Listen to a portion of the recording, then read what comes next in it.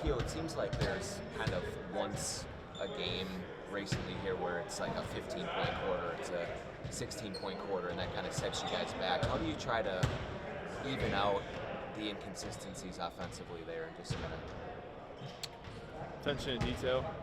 I think it's usually when we have a few possessions where we have some bad habits.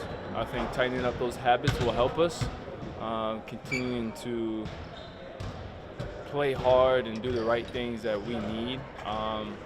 Certain times of the game, like you can get like really high, really low. So I think it's just riding the waves a little better, especially the runs of the game, and trying not to allow emotions or runs or the flow to take us out of like what we kind of need to do.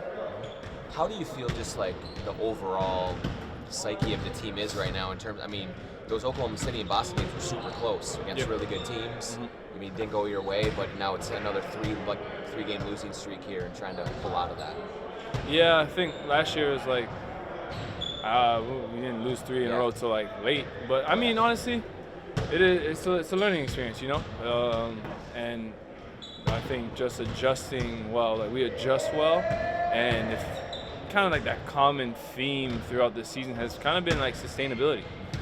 We've had good runs this season where we're able to sustain it. We have good 3 out of 4, 4.5, like 3 quarters, like where we're playing really, really well, and then there's one where we're not. So it's just about sustainability, I think, for us, because we've shown flashes. Like, we've shown that we can play and compete against anybody, and it's just about how do we sustain that effort, not getting bored with doing the right things and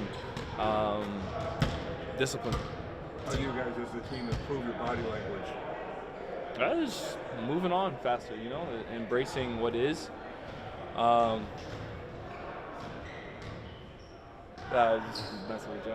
Embracing what is, stuff like that. You know, just having fun, understanding that it's the ebbs and flow of life and it's the ebbs and flow of the game. So can't get too high, can't get too low. Me included, I know I can be better at that. And I think that's the main thing. You know, we're not yelling at each other, we're not harping at each other, we're not bringing each other down.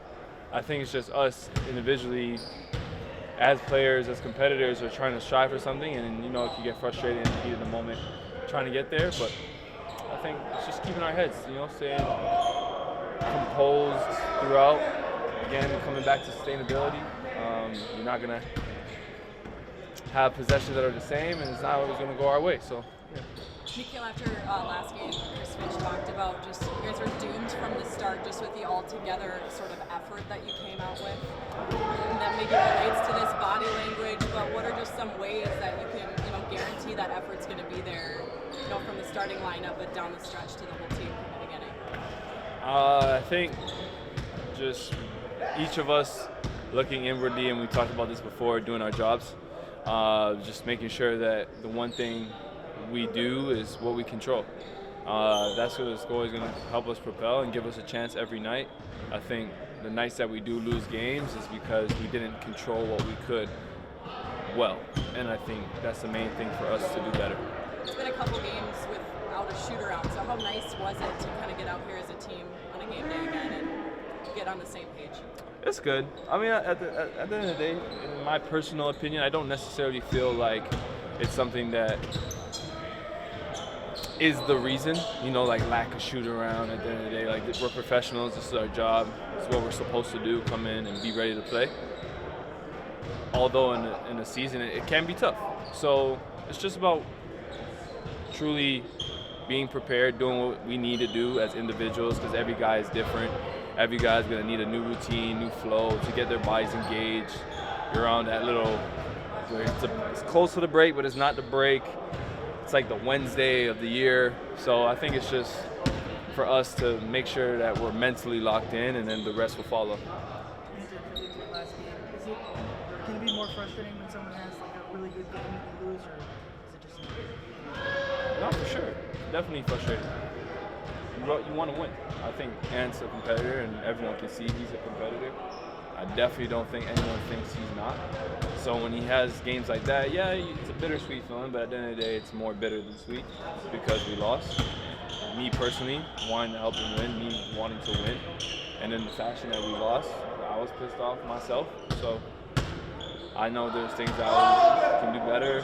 Came back last night, worked on my game, stuck with it, trusted myself, knowing gotta be there for Aaron. I know that's tucked away from him. Like, yeah, he knows he did it, but now I know he's focused on tonight.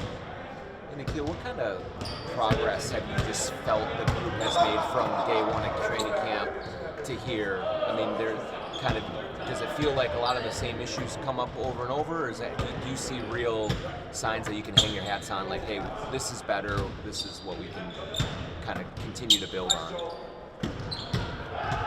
I think we have done better. I do see, and to that question on what maybe our progression is, I think it's relative to the moment. Coach got on us about our starts of games, and I think we've started games better. Coach has got on us about third quarters and how teams get runs. So as the season goes by, there's different things that I feel like we get better at, and the progression, the real progression for us to get us out of this sort of funk that we've been in, win 3, lose 3, that inconsistency thing, I would say personally is sustaining all of it. Like, we do one really well when it's focused on, and then something can fall off. But that's just our attention to another matter. But putting all of that together, great shot, Joe. And Hey, I really appreciate your support. I got you. Putting that all together, and that will help us, in my opinion, string some stops, string some wins, all of the above. Nickeil, I know you've been pretty vocal this year, but who's the biggest voice in the locker room, after Detroit's loss? But just like right now, I mean, I know Ant's been vocal this year too, but who's your biggest voice after losses like that? It's a collective unit. The guys that stand out the most, probably Mike, Ant, Julius, Rudy, myself, Dante, which is good because quite a few people. So, yeah.